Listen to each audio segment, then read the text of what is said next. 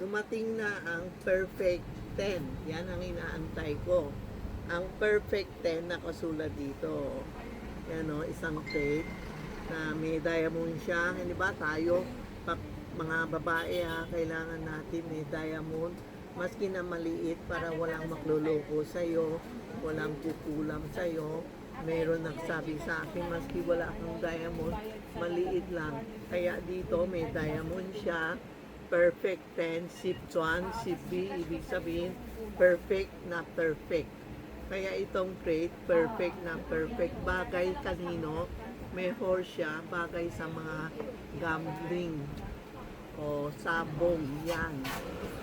O kaya, mahina negosyo mo, i-gambling mo, halimbawa, mag-i-invest ka. Yan, for invest, maganda din ito. Pero next year, ingat lang sa invest. Kung mahina, lagay nyo ito. Kasi next year, baka magulo, medyo magulo mga government. Invest maliit lang pwede din lagay ito. Kung makakasino ka, try mo.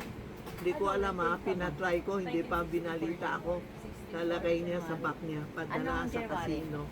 Tapos, ano malay mo, bigla ka na jackpot, no? Kasi this one, the perfect 10. Napakaganda ang plate ito. Paglalagay mo sa bahay mo, mapipil mo talagang perfect na perfect ka. With horse, yan o. Yan ang lagay niya, di ba? Yan po. Tapos may 1, 2, 3, 4, 5, 6. Palagay ko pang casino yan. O yun yung roller ba? Try nyo, walang masama.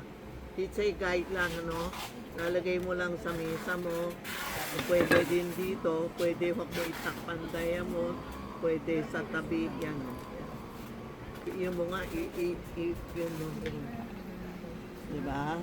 Ayan. Lagay mo sa tabi mo. Na tinutulungan ka, binabantay ka, may diamond pa. O yan. That's the perfect na plate. Kailangan ng 2026. Ang ganda.